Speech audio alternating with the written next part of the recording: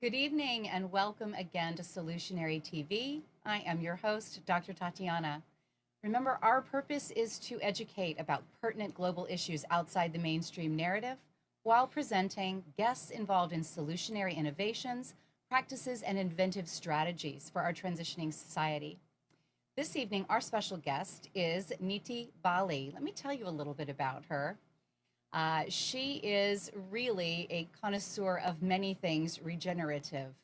Niti is a fervent advocate of regenerative architecture, agriculture, and has founded the Farm to Fork Meat Riot that raises awareness and educates about the dangers of our current industrialized food system. She is the founder of Farm to Fork Meat, a CSA, which provides the community with access to pre-vetted food from local farmers, cattle ranchers, and local fishermen, and their weekly offerings in support of local collaboration for health and prosperity. Niti also has a podcast, Niti the Pharmacist with an F, F-A-R-M-A-C-I-S-T, where she shares her personal journey into radical awareness of the shortcomings of our current systems and coaches her audience into critical thinking that's supportive education about how to better advocate for oneself and family as it pertains to health and the community. Welcome, Niti. Thank you for having me. I really appreciate that. It is really a thrill to have you here. I'm a big supporter of Niti. I've been to some of her charities. I have been involved in her CSA. And I've got to tell you, it takes a very dedicated soul to decide that what is available in our current supermarkets, what's available even in our niche markets, is just not enough, that it's just not sourced or that it hasn't been properly vetted. So there's quite a story I'm eager to have her share with you tonight. Niti, work with our audience here. We really want to do a lot of educating in this particular segment. There is so much misinformation about what food is and what it isn't, what foodstuffs are that are packaged, what's the difference between getting local produce as opposed to maybe even organic, quote unquote, organic from Mexico. Our listeners are probably confused because who determines, within the USDA or the FDA, what actually qualifies as what? How do certifications come about? Many of our listeners may also be aware that there is cross-pollination from, some of the monoculture and certainly heavily sprayed crops that are out there. So can you educate us a little bit about your vetting process and why that became so important to you? So that's a lot of questions. Start at the beginning. Why do I do this? I do it because we had a child when, in 2007, my daughter was diagnosed with esthesioneuroblastoma, and she was 2 years old. And I come from a family of physicians, so they're both holistic and allopathic physicians in our family. And I think that anytime that we have any type of health issue, then we're always seeking the most holistic route first. And in her case, it was really shocking because she had a head full of tumor, and who's, wow, ready to hear that. I don't know. It was very shocking. I know that probably the first, I don't know that we weren't still in shock 30 days, going into it. But anyway, why do I do it? It's because of our experience with Meenakshi. If anybody's interested in listening to that whole story, because that would take forever, it's in the first couple of episodes of my podcast. We'll make sure that on the website, solutionarytv.com, that we have a full list of any of the sites you'd like to direct the audience to. Absolutely. Yeah, we'll take care of that. So, I think that we've always been very conscious about our food. My grandfather was a renowned homeopathic physician when he was living, and it was always important that we ate in balance, and so I've always cooked. Like, that was just not like a no-brainer kind of thing for me. Mm-hmm. And honestly, until I started looking into working with the farms and speaking with more people, I had no idea people weren't cooking every day. It was pretty shocking for me, actually. Right. And because for me, I couldn't understand what you do. How do you get up in the morning and leave your house and you don't eat anything, or you don't feed your children anything? So, I mean, that's where I'm coming from in terms of meals. And when we were going through trying to figure out what was happening with Mina, then, I got more involved in really wanting to trace back, I think, like all of our food and all the components. And that is what, I mean, I was always going to farmers markets, I think, just generally speaking. But, I have to be honest and say, well, I never thought about going to a farmer's market to find meat, because you generally don't see meat there. It's, people most of the time are only going to find produce at a farmer's market. Mm-hmm. And in fact, when I started looking for meat, it was very difficult. Mm-hmm. And, it also never occurred to me not to eat meat. And that's kind of funny because, I was raised mostly vegetarian because we're Indian. Right. But we always had some meat. And going back to my grandfather, he would say, he told my mom even, he said, look, you're going to the United States. So you always eat based on your geographic location. You don't eat based on just religion or anything. And so he told her, he said, in America, they eat beef for some reason. So make sure you eat beef once a week. And so she always did incorporate that. So for me, it was just never something I was ever going to think of like, oh, I should not eat meat. I should just find the highest quality meat, or I should know what the cleanest meat is. And I didn't know how to do that without going from farm to farm to figure that out. So that's really how you went about it. You actually took on this personal pilgrimage to understand how the food was sourced, how the animals were cared for, how the farmers grew their crops. That must have been an enormous undertaking. Let's educate our audience a little bit about the difference between organic versus, regenerative versus industrialized agriculture. If you can just kind of synopsize how all three of those fit in and how you ended up directing your CSA. Sure. So, I think it all goes back to holistic. So I said that, he was homeopathic. We grew up with this holistic mindset. And I don't know. I mean, is it okay if I kind of go into holistic for just a moment? And sure. Because I think people don't realize. I mean, the first thing I tell everybody is that we are embedded in nature, and until you accept and acknowledge that you are embedded in nature, that you have to be one with nature, then I don't think that people have a proper respect for what's happening right now. Everyone's like, for example, with the food thing, everyone comes to me and they're like, well, where's your scientific proof that this food's better than the other food?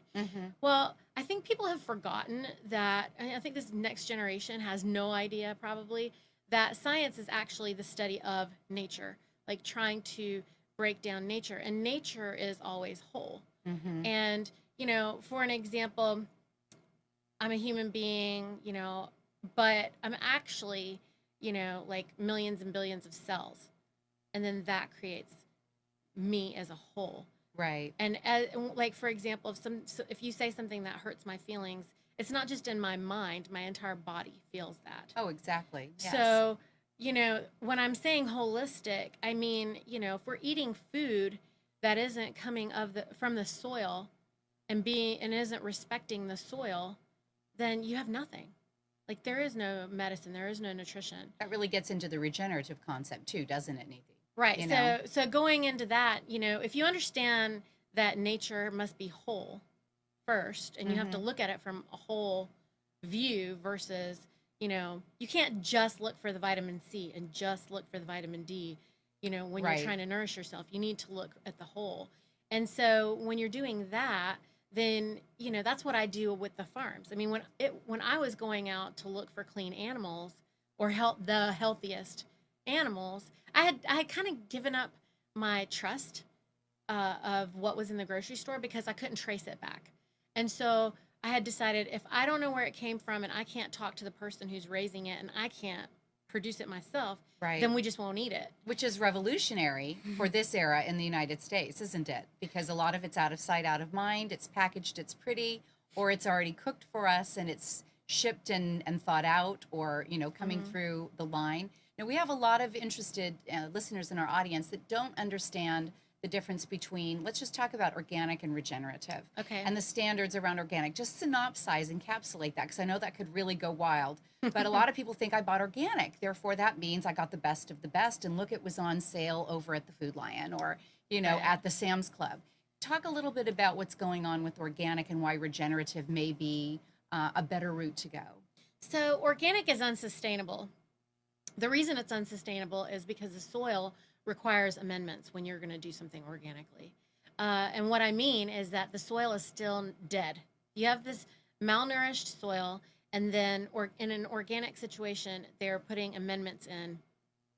I don't know how these human beings decide that they know what the amendments should be for the soil to be, nourished enough versus regenerative. And in regenerative agriculture, we're working with living soils. So living soils you cannot have without a complete balance on the farm. So that means you have to have livestock. You have to have, which I have to say, like, people are not understanding these days that you can't have living soil without livestock. You just can't. It's impossible. So you're talking about the fertilizer, you're talking about the movement, you're talking about them, moving the soil underneath their hooves, that type of thing. Yeah, actually, I think that it's very interesting. I would really love to invite people to research Alan Savory's work. He's someone who I've learned a lot. I mean, just a lot from. He's been working with regenerative agriculture and like creating these living soils since the 50s. I don't know him, haven't met him. I just follow his work. I'm a huge fan. And I think that anyone who starts following his work will be, he actually does a TED Talk. I think everyone might maybe want to start with that. And he's talking about how he's using livestock to mimic the way that, animals used to travel across the earth and, mimic the what do you call it? Not, they're migratory patterns. Yeah, migratory patterns. Yeah. Thank you. Yeah. So, and so, what he found is that there's, like you can take one animal down a path, back and forth, and you have basically what would be the destruction of the land, right? And I think anyone who has a dog, for example, in a backyard, they can see the path of the dog, and it's just kind of tearing the yard up. But if you were to put more dogs on that path and you rested the land and you timed it out in a different way, then you would find that, having them moving forward over a certain period of time, then that area of land is actually healthier than it was before. Joel Salatin talks about that in a lot of his work and on his tours. I know you're familiar with him, and it's about managing the land. A good steward knows how to manage the land, manage the animals. We know that organic is been the feature. It's been kind of the niche. That's what we've wanted to do. Can you talk a little bit about what our listeners can look for if they are trying to find food that maybe fits the clean bill that organic is meant to create? It's meant to be glyphosate free. It's meant to be with soil that is healthy, that's been turned over, that has good, homeostatic, organisms in it. It's living soil. But I don't think it's living soil. It's amended soil. It's not living soil, and I don't know that they say that anywhere, that it is actually living soil. I think that's one of the, I think it's interesting that you can put anything on a website, even the FDA and the USDA on the website can write that, their standard for organic means pasture based. When the truth is, I would like for someone to find one of those farmers because they don't exist. Organic is still being raised in a CAFO situation, meaning the confined animal feeding operations. The difference is that they're supposed to be giving them, like organic, the way I understand it still right now, and I'm not talking about based upon what I understand from reading the definition of it. I'm talking about what I understand based on what's being practiced with my boots on the ground. Because there's a big difference between what they're trying to sell everyone versus what's actually happening on the ground. Right. So I haven't found a farm yet that's certified organic that is also using living soil. And is that nationwide? Is that a global issue at this point? Or is this what you've come to find locally in North Carolina as you've been sourcing and trying to bring the very best quality to your particular CSA members?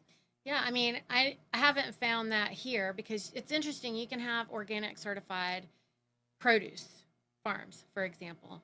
Well, obviously, they don't have any living soil. They don't have any animals on the farm. And they're still monocultures, and that's the problem with organic. Explain that. Help our listeners understand, because we did want to get into the differences between what we consider to be ideal as we're moving forward with solutionary practices as it pertains to food. A lot of our listeners don't really understand what's not working about our industrialized food system. So explain monoculture a little bit. So nature doesn't thrive on monoculture. Nature thrives on diversity. I mean, I think, even babies or little preschool children know that there are no two snowflakes that look the same. Right. And so, the industrialized food system think about it. They've tried to industrialize life. I find it amazing that, like when people shop from my CSA, for example, nothing looks the same. Nothing's repeatable. Right. And a lot of people find it frustrating, for example, if they're getting beef from me because they enjoyed the steak that they got, this month, and then the next month, the steak tastes different and it's completely different. And I'm like, well, it's a different creature. It's not even the same animal. And, and they've never had to experience that before because industrialized food is homogenized. What they are doing is they have this cookie cutter recipe for life, which is crazy.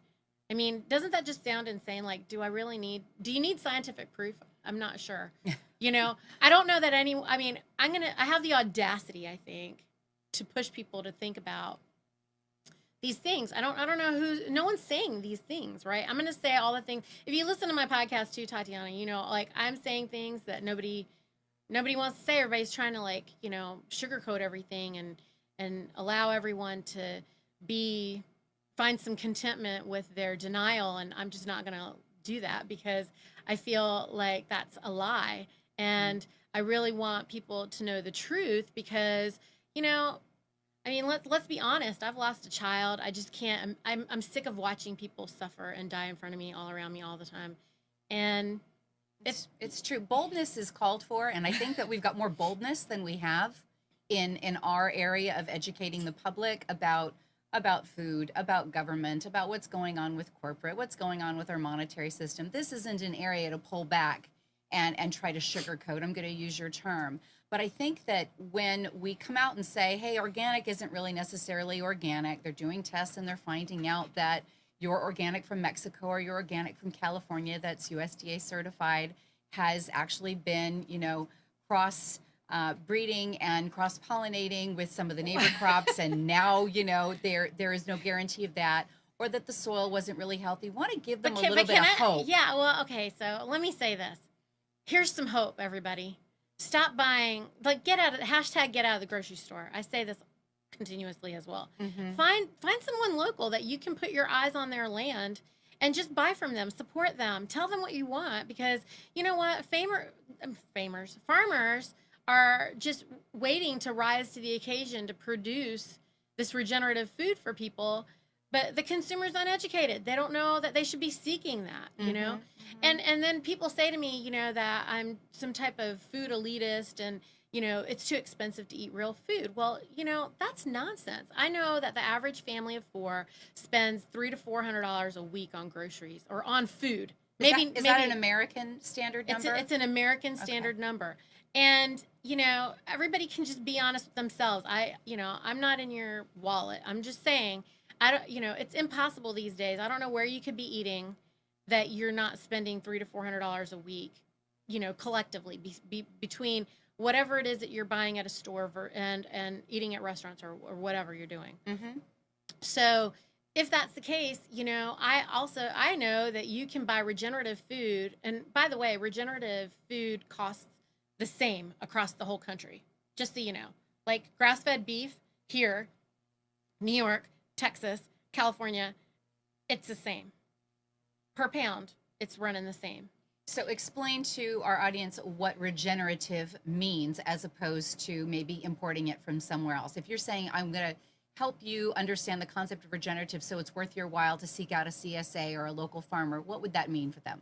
Well, it's respecting light cycles, for one thing. If anybody understands circadian rhythm and the fact that we need to eat based on our circadian rhythm, then they would know the importance of eating locally. What's regenerative? Eat within your hunting range. Mm-hmm. Within 100 miles is very often what is said. Sometimes within 50, if you can do that well, correct? Right. I mean, I think that if you can get to them on a regular weekly basis, it's good enough.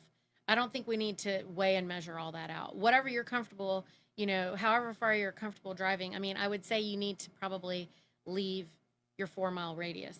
Mm-hmm. Right. Everybody is like, oh my gosh, it's so far away. Well, I think you can pretty much find clean food. Farmers are bringing things, so that you don't have to travel probably more than 10 miles. And 10 miles is nothing, to be able to put your eyes on a human being that can tell you from beginning to end everything about their food. That's one step of regenerative. Mm-hmm. The second step is that you should be able to see their soil. And if they don't have animals on their soil, then they're not doing anything correctly at all. Maybe they're producing produce to sell and they don't have any meat to sell, but they have birds and, other livestock on their land. Mm-hmm. And that's enough. You can't have living soil without livestock. And so, and I'm going to go ahead and say this other controversial piece, FYI. Get ready. Everybody brace yourself. Well, because I'm getting yelled at continuously, even as we were sharing this show, and making the announcement about the show. Immediately people are, sending me messages saying, well, just go vegan if you're worried about all of it. Well, guess what, people? I don't know. My question for the vegans is this. One, you're fighting for animal rights, supposedly, which, by the way, wasn't the way that veganism started. Veganism started as a political stand against the CAFOs, which, by the way, I'm completely on board with. Mm-hmm, okay. Mm-hmm. And that was why it began. And now it's been convoluted and it has turned into this. Well, it's a chemistry project. It's another global effort that means a lot to people on a moral level. And so it's not moral. Okay. What do you want us to do with the livestock? I mean, you're sitting here saying that you want to protect the animals, but at the same time, you don't want to consume the animals and you don't want to let anyone consume the animals and you don't want the animals to have any purpose, including not working on the farms or whatever. And you also don't want anybody to consume honey, which is insanity if you want to eat vegetables. And then I haven't met a vegan yet who's eating vegetables in as much volume as I am. Mm-hmm. It's that. So no, I will. It's a point of irritation for you at this point because you feel like it has to do with maybe less education and a little bit more bravado at this point. It is someone just wanting to have an argument. And I don't argue with vegans because I don't care if you want to be vegan. If you want to be vegan, if you feel better being vegan, then, awesome. Yeah. I think you should do it. I'm not judging how anybody eats. I'm not telling you to be vegetarian or vegan or anything. I'm telling you not to buy fake chemistry project food. That is it. So where would they start? So we don't have everyone that knows where to find a CSA. You created one. You obviously know how to network. You started at the farmers markets. Where would you tell people to start rather than going directly into their grocery store, into their Whole Foods or whatever? I mean, go to a farmer's market. Talk to the farmers who are there. And then you'll find out very quickly who it is that's, my question for all of them when I first started was, I want to buy from you, but I'm not going to buy anything from you until I can come visit your farm. Okay, so that's a great place to start, isn't it? Ask if you can have a drop-in visit. Right. And it was amazing to me how many people would let me visit and how many people wouldn't. And then it was even more interesting how many people, so many people would say, yeah, you can come, but then they would never schedule it. And so I would just never buy anything from them. It was just very simple, and then I would find out, who's actually doing a good job and who's not. The other thing is, I find the majority of the farmers are very honest. I don't want anyone to feel like you're not going to be able to figure this out because you're going to be continuously lied to. I don't believe that. There are many, many farmers that are very proudly going to tell you all the chemicals that they spray all over their land. And, we just say thank you very much and keep moving, And, but I think that if you find someone who is, rather than say, are you organic? Because they're not going to be organic. Because they can't afford to be organic if they're at your local farmer's market most of the time. Right. Okay. So let's be clear about what organic means, is that it is a form of industrialized food production, which is not what I call agriculture. Which is still typically monoculture, correct? It's still monoculture. It's still industrialized. The government just wants to have a piece of that as well. When actually it should be the people, the farmers, the grassroots. It's, everyone needs to be doing their food local on a grassroots level. There is no reason, I remember growing up, Tatiana, you don't have to be that old right now to remember a time when you couldn't cross state lines with produce. I remember the checkpoints between Utah and California, which was a regular familial migration for me. And I remember them asking, do you have cherries? Do you have citrus? Do you have produce? Because they wanted to check it. There was, I think, more issues around fruit flies and pests and things that were moved along. But it's true. Now but we have consumers could do it. I mean, you could, as an individual, go get oranges from Florida. I grew up in North Carolina. I could drive to Florida. I could get my oranges and I could bring them back. But there's a completely different thing with a semi-truck going to Florida. I'm talking about big box. You couldn't big box carry produce from one state to another state. You could, as a consumer, go get your box of oranges because you're in Florida and you're driving home, or something of that nature. Right. And I think that even now, people can, consumers can cross state lines and shop and then go back home. That's not what this is about. But from a commercial distribution point of view, from an industrialized distribution point of view, if it's not grown within your state, within your hunting range, why are you eating it? That goes back to the education that I give people about circadian rhythm. You can't have think about it. You're in Chicago. You can't be eating bananas all the time and expect to thrive. So instead, what are people doing now? Now you have these holistic physicians that are saying they're villainizing certain fruits and vegetables, saying they're too heavy in starch or what have you. Americans don't need one more reason not to eat fruits and vegetables. So are you suggesting then that maybe the way that our nation and the monoculture that has kind of set the precedent here has us eating certain things that our bodies build up intolerances to, or they're not picked necessarily fresh because they have to be distributed so far over a certain amount of lines, or we're just eating too much of them and our bodies are not getting the same nourishment out of them, based on how they're grown, how often we're eating them, that type of thing. Is that what I'm hearing you say? I'm saying respect seasons. Respect your local light cycles. Because right now, for example, here in Raleigh, it's summertime. We have long light cycles. There's just no reason for people not to eat any of the fruit that's grown locally in abundance. And you can overeat it and it wouldn't be a big deal. The problem is that people are only eating like 5 vegetables and 5 fruits that they get out of the grocery store. Right. And they're not eating, people don't know what to do if you can't have a banana all year long. There aren't bananas all year long. It's just conditioned. It's conditioned programming. We saw the food pyramid when we were in elementary school, and we go to the store, and one of the first things that you see when you come in year round are bananas, right? We're expecting that those are going to be available. So you're trying to gear our audience and our listeners to pay attention to the seasons, eat in the season that we happen to be in, and that our bodies know from a very primal place to be acclimated to be able to better digest and make better use of those nutrients. Seek out local farmers. Would you still suggest going to farmers markets first, or how would you recommend someone going for vetting a CSA? So there's a couple of ways. They could go to a local farmers market. I'm not bashing markets and saying that farmers markets, are bad. I'm saying that you have to know the questions to ask when you go there. So I go over that in great detail on my podcast. If people are listening and tuning in, they'll be able to really, learn every question that they could possibly ask to, vet out chicken or vet out beef or whatever. But produce, I think is pretty simple. You want to know that they have livestock on the land. Do they have living soil? I mean, I think if you ask a farmer if they have living soil, then you're going to get more information than if you say, are you organic? Because they can't talk about that if they, because they're not certified.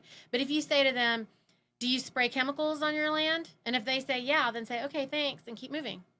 Okay. Just go to the next one. Just a snapshot. What would you say but to be really aware of then in terms of chemicals? What would you say is really the most toxic? Because we've got people that they're going to graduate slowly into this kind of thinking. It's an educational process just as it has been for you. What do they really want to avoid when they're dealing with Tatiana, local farmers? You're talking to the wrong girl, because how much poison is good enough for you? I like that answer. Yeah, that's a great answer. I define the poisons that they would know by name, or maybe those that they need to be aware of. They shouldn't be spraying anything on their land. I mean, if an animal is desiccating on the land and they have a diverse crop, they don't need to spray. And if the farmer doesn't know that, and they don't know how to do that, they just don't know how to be regenerative.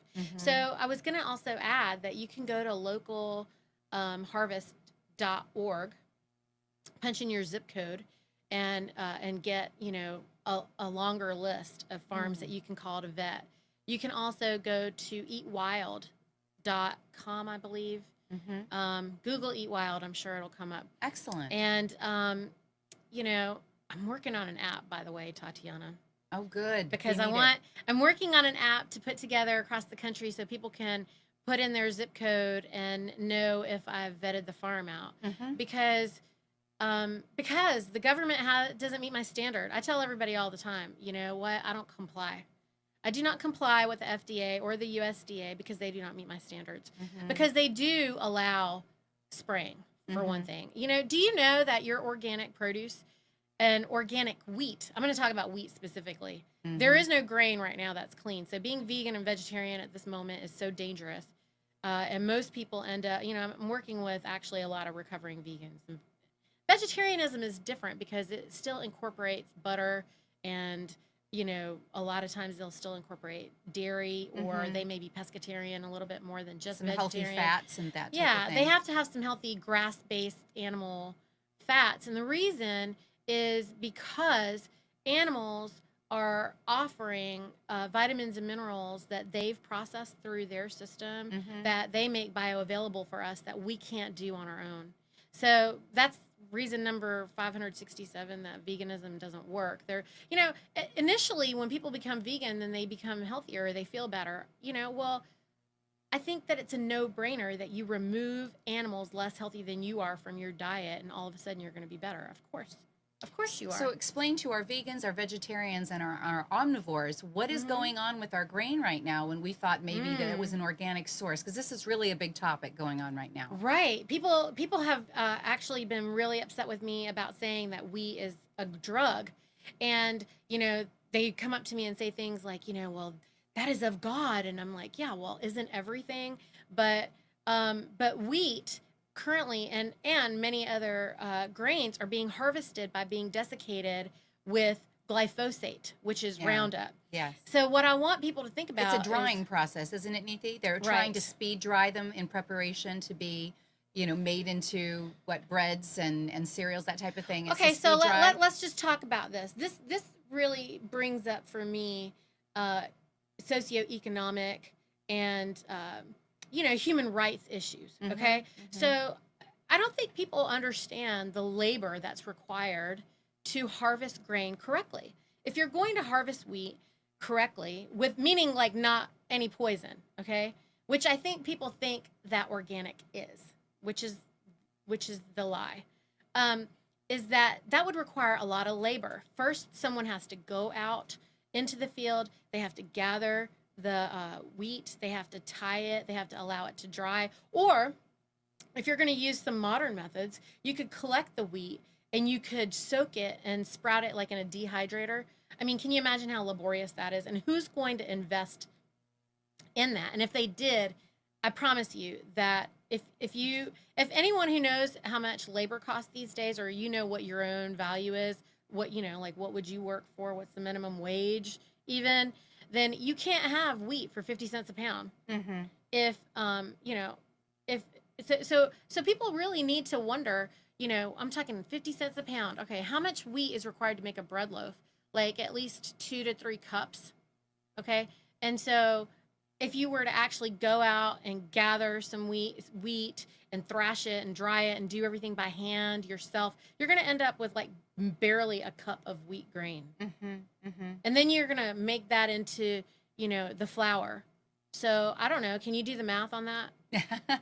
I think it makes our heads ache just at the concept of doing it. We know that how our wheat is processed and a lot of our grains are processed in the United States is not a global method. We know that a lot of the European countries, Scandinavian countries, South American countries are still kind of old schooling how they process their grain.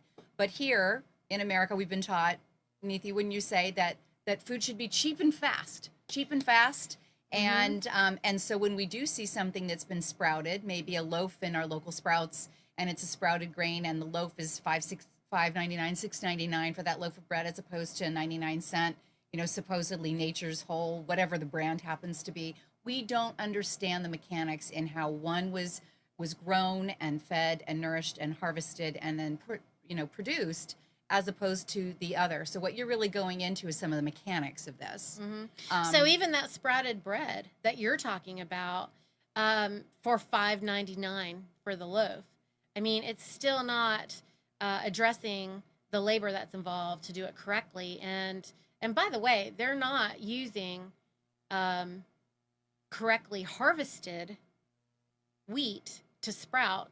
They're still using organic wheat. So what is the difference between organic wheat and the regular wheat in the store? Is that instead of using glyphosate, they're using vinegar, which seems like a natural drying agent. But how do you make vinegar? They're making vinegar. It's a corn-based vinegar made with genetically modified corn. It's a corn-based vinegar. It's not a white vinegar or an apple cider vinegar. It's a corn-based vinegar. Well, it's going to be the cheapest vinegar they can produce and harvest it with, because they're desiccating an entire field. Mm-hmm.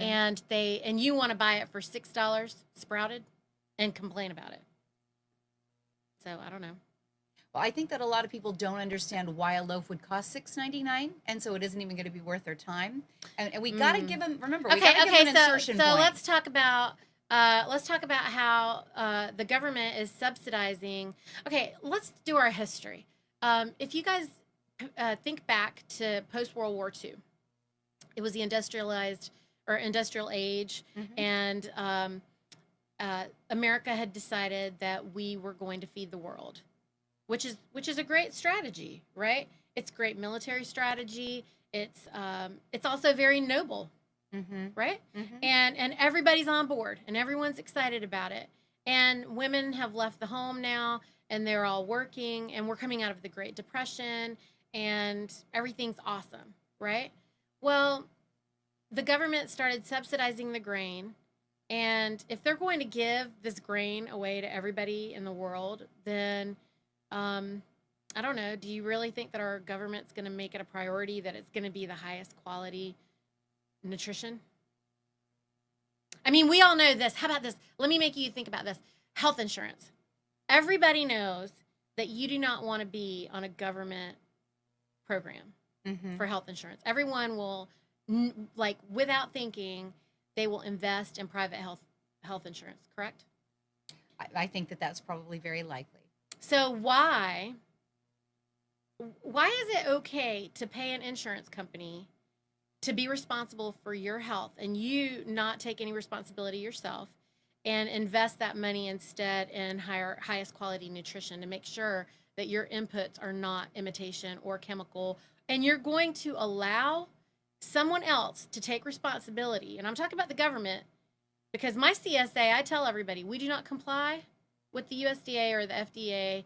And I also tell them, you have no recourse.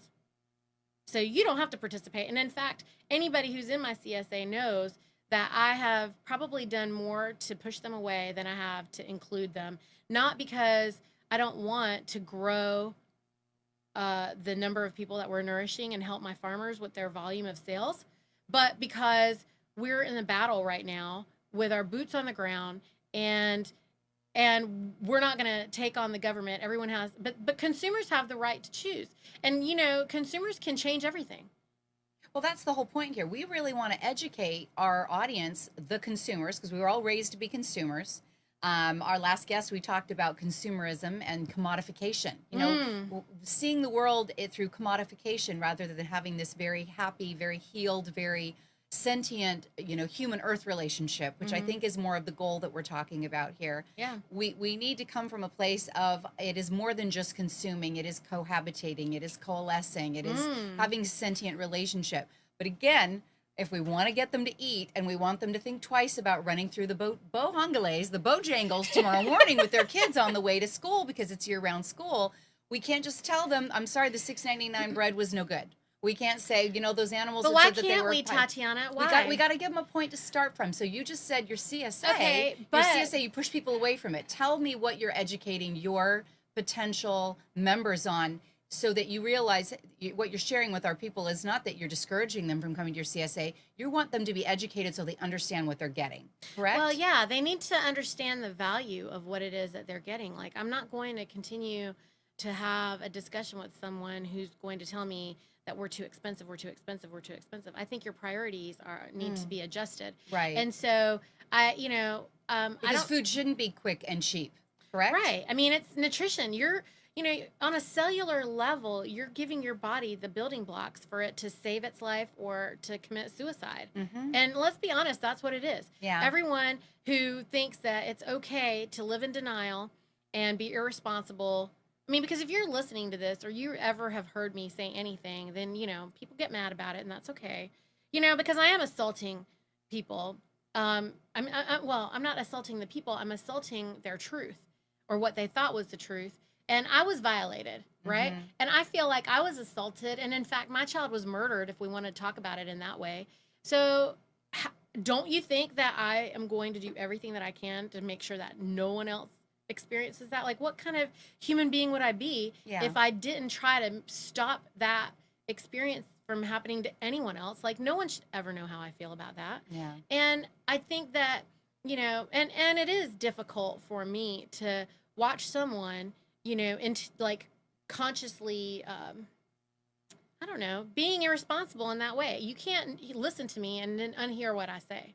So one of the big questions that I had for you, and we kind of pre-discussed this before the show, is how to help our listeners as consumers, because we are going to continue to consume. We need to eat. We need to clothe ourselves. There are things that are going to come into demand.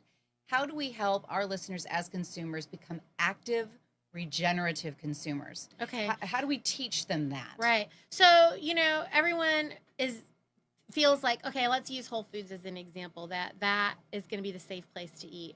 Well, why can't you just even if you go to your local farmer, okay, and you're buying something from the local farmer that even might be fed a GM feed, which is the same thing you're getting in the grocery store everywhere, Explain right? GM feed. So genetically modified, okay, in America, we have no animal feed standard. So all the animal feed is genetically modified grain, all of it. And if you want organic grain or organic feed, which, by the way, when I first started this CSA, we didn't have that accessible to us in North Carolina. So, you know, it's been many years of fighting to try to even be able to have clean feed here.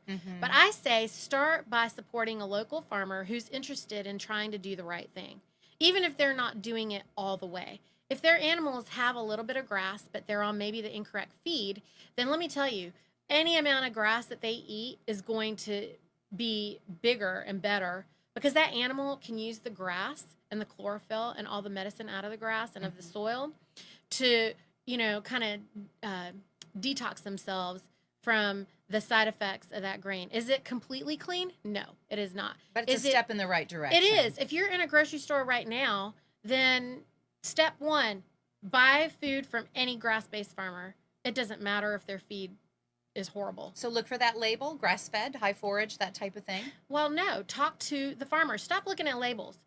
Hashtag quit reading labels like that. Find somebody who has meat that doesn't have a label on it. How about that? How about buy food that has no barcode? Find a farmer that has to pull a scale out and weigh your meat and charge you whatever he's going to charge you per pound, and do the math, okay? And just make a decision that you're not going to eat meat from anywhere unless it comes from grass. If you don't want to eat meat, fine. Get milk, get butter, get something from somebody who you can put your eyes on, and do the same thing with the produce. And if you start buying your meat and vegetables, just make a commitment this year, or, you know, like, actually, before you even do that, if you want to remediate your health, like, just take one big step. Quit eating wheat. Like, how about that? How about you just decide that this year I'm not going to eat wheat and I'm never going to eat it again? And the Europeans are rolling in their fields with their wine when you make that kind of statement, because, of course, that's their staff of life. But again, we're not in Europe, and we're in America. They're growing it very differently, and of course, their butter and a lot of their fat-based, you know, animal proteins, their butters, their cheese, etc., is grown and created completely differently. Not all of it, Tatiana. They have GMOs over there too. There's some wars happening in Europe as well, but, you know, there's still a chance of being able to find it better. You know, I even was just in India, you know, and I've traveled around the world, and I'm telling you that everyone acts like it's just something that's happening in America, and that's a lie. Mm-hmm. The truth is that it's not okay to eat it ever. How about that? How about we just say, we're just not going to eat wheat anymore? If you do one thing like that, and I'm not saying go gluten-free and go buy a bunch of, you know, barcode boxes and bags that say gluten-free on them. I'm saying just don't eat wheat. But there was a recent study that showed a list of cereals, and this came out, and I know that this was all over social media, that I think it was Cheerios, regular plain Cheerios, most of us grew up with that was so completely saturated in, as you said, the desiccation, the drying in its processing to turn those oats into cereal. How about don't eat cereal? How about don't eat cereal ever? So cereal, there's a book called Cereal Killers. You guys should look it up. So I think that cereal is not food. I mean, here's the test. You're talking to Americans, Niti. You've got to help them get a grasp on. By the way, I was born in America. Okay, that's right. I know I look Indian and everything, but I was born and raised right here. And I will tell you this. Cereal, this is what I said to my kids, because you think my kids didn't want to eat cereal? I told my children, I said, if you can figure out how to make it from whole foods, like some real food item, you can eat it. If you can figure out how to make some cereal out of something that is like whole and real, then you can eat it. For example, Rice Krispies. What is that? I have no idea what that is. I don't know how to make it. I don't know how my kids could ever figure out. I told them they could research all over Google and tell me how to make cereal. So, I mean, let's just make it simple, okay? Don't eat cereal ever, and quit eating wheat. Now, if you just do those two things for this year, awesome. You'll feel better, and you won't even know why.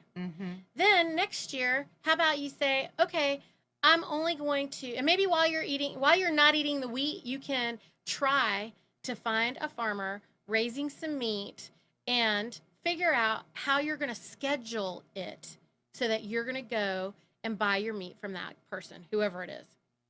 Anybody is better than the grocery store. So you're saying meat, but I know that you work with, you know, fowl and getting duck eggs, chicken eggs. I know that you work with the local fishermen off the North Carolina coast. Tell us a little bit about how you source for the highest standard so that we can help our listeners also know what they can look for. So I mean, that requires relationships, and that's what I'm asking everyone to do.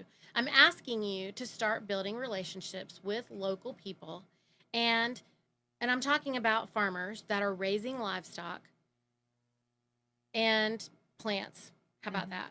And get whatever you can from them, and just don't eat wheat. How about just do that for 1 year? Did you make some suggestions to some of the local farmers, so the local growers, etc., when you were letting them know what you were looking for? Did you notice that your interest in your education even adjusted or expanded on their ideas of what they wanted to do? Yeah. In fact, the truth is that nobody was farming 100% the way I needed them to. For your standards for the CSA? For my standards for the CSA, when I started it in 2009, then there was no 100% grass-fed beef. There wasn't. And why? Because there was no one who was going to buy it. And it was going to cost what it cost, and there wasn't a beef farmer around who was going to do it. And even when I would meet them and talk to them, it took 2.5 years for, these old timers, because I was dealing with old timers, to believe this little Indian woman was going to be able to sell this meat, because they were like, Niti, nobody's going to buy that, and you can't tell people how to eat. And I'm like, yeah, you can, because that's what people want. They want you to tell them what to eat. And they said, no, you can't do that. And I said, okay, well, can I get the beef from you? And you just don't worry about that part. And, and so finally, that was the way it worked. The way that it worked was, that isn't completely how it worked. I had one guy who allowed me to buy beef from him, and he committed to raising beef only for me and growing it. We grew it from a little lunchbox-sized cooler of beef to an entire steer, to 2 steers, and your membership gets to grow because now you've got more that's available to your CSA. And what's even more interesting is the more you eat this way, the less you eat. So the body gets its nutrients, is what you're saying. Oh yeah, it's not empty calories. Right, they become satiated. So anyone who's eating this way, I can always know, like if someone joins the CSA and they're only eating food from me, then within 6 months their grocery bill's gonna fall. They're gonna come in and they start apologizing to me. Oh, I'm so sorry. Like we're just not that hungry. And I'm like, yeah, I already knew that. Like this is the only business model in which I already know that the longer that people are in the membership, the less they're going to eat over time because they just can't consume that much. So imagine how many more people I have to develop and grow as regenerative consumers to get it so that my farms can actually grow to volume. Right. But what's even more interesting right now, Tatiana, I think, is that our grass-fed beef price is, if you're participating in the CSA and you're doing the subscriptions and stuff, it's $9.75 a pound. And you go into any of the grocery stores that have grass-fed beef, which doesn't meet my standard at all, and it's $9.50 or something, a pound, and it isn't 100% grass-fed and grass-finished. In fact, they carry them over the winters with grain, which is GMO, and they can, and still call it grass-fed. And they don't raise their animals out like we do for 3 years, because no one is going to carry that risk over 2 winters. No one is. And even my beef ranchers are like, they do it for me. And then, and that's it. But I had to commit to the farms that I was going to purchase everything that they produced. Otherwise, it wasn't going to work, because I didn't want, they couldn't use poison anywhere on their land. And that was a real game changer for them, I'm sure. They needed to know that you could prove the concept so that it would end up being a win-win for both of you in the long run. And so for that reason, it was, I started in 2009 until 2013, we weren't 100% GMO free. And when I told the farms this year, we have to all go completely GMO free, are you in or are you out? Then there were several farms that pulled out, and then there were other new farms that stepped up to the plate.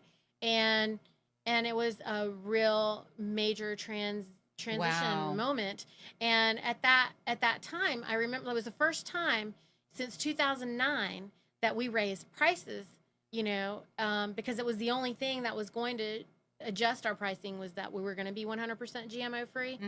And then now we're feeling a little bit of a shift in the pricing one more time, but from 2003 to 2017, that's very impressive. You have a 50-cent raise. So what I'm telling everybody is that the people out there that think you can't afford it, it's nonsense.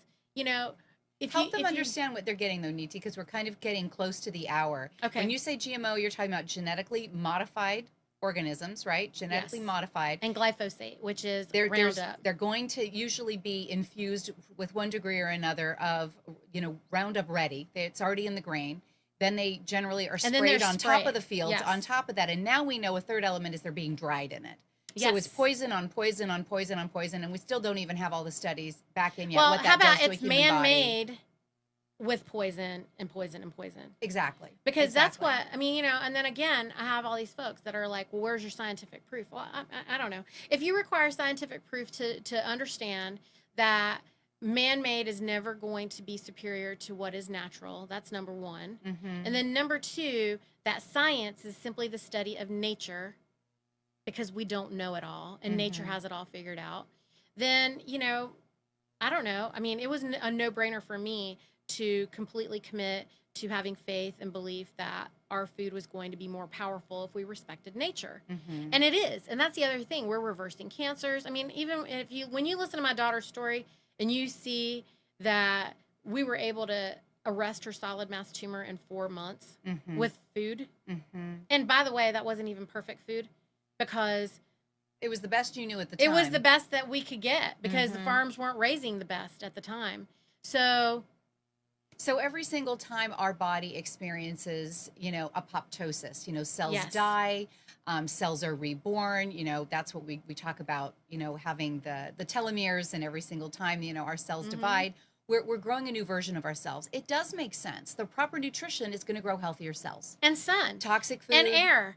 And sleep. And rest. If you want to have healthy mitochondria, then the only way to do that is to allow yourself proper rest, respect circadian rhythm, make sure you go outside and get sunlight. And, and by the way, I have posts on my Facebook about how to use natural oils for sunscreen. People don't understand that either. They're just drowning themselves in poison, drowning their food in poison, and then asking what standard is going to be okay. Well, you're waking them up from being consumers, because remember, that's what they've been told. A lot of us are just doing what we were told, and that's a big can of worms we can't actually go into. We got 1 minute on the hour. Let's just talk about, for those of us that are looking to just start somewhere outside the grocery store. Sure. Would you recommend that people hit those little, fresh produce booths as they're going down the country roads? I walked right past a melon farmer, or drove past a melon farmer on the way here. Tell people where to start in 30 seconds or less. And again, those 2 sites that you recommend for those that are looking for CSAs. Would you do that for us, please? Sure. So first, I say eat local. That's step 1. Step 2 is build a relationship with someone local. Tell them what you're looking for, because you'll be surprised at who won't work hard to try to fill, and step up to the plate, because they just are looking for consumers. Great. So tell them that. You can actually tell them about me. Tell them to talk to me, because we even coach the farms that are interested in becoming regenerative how to do it if they're interested in doing that. Okay. And then 3, I would say, don't eat wheat. And by the way, I want to just add real quick, Tatiana. I don't want anyone out there to feel like I'm judging you, because I was the biggest dummy of them all. Like, don't be like me. Okay? I want you to do better than me. It was a hard one lesson, wasn't it, Niti? This was not an easy ride to this level of education and understanding that you've cultivated. It wasn't. And I was just, I was going with the flow like everybody and believing everything. And, I was the same person who went to the grocery store and saw the all-natural labeled chicken thinking like, oh, that's great marketing. Yes. So that's the difference, isn't it? It is. In summation, we need to be educated consumers. Yes. And the regenerative concept is, how does my food show up on my plate? What was the process to get it here? Is it a regenerative concept? Does it continue to feed the earth for generations to come? Yes. We really wanted to bring you solutions tonight. It's such a huge topic. We're going to be revisiting this over the course of time. But I want to thank all of you for joining us tonight. And I want to remind you, you are the solution.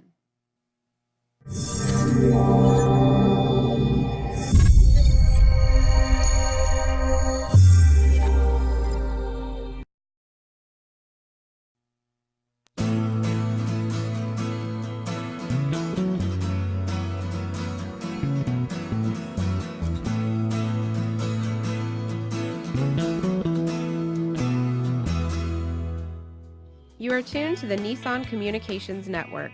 If you tuned in too late, you can always watch each program in its entirety or download an MP3 audio file of it in the archives section at nissancommunications.com. Don't forget to subscribe to our YouTube channel, follow us on Twitter, and like us on Facebook. Sponsored by Telestream's Wirecast software, StreamingGear.com, Carolina Apparel, and DeltaForce.net.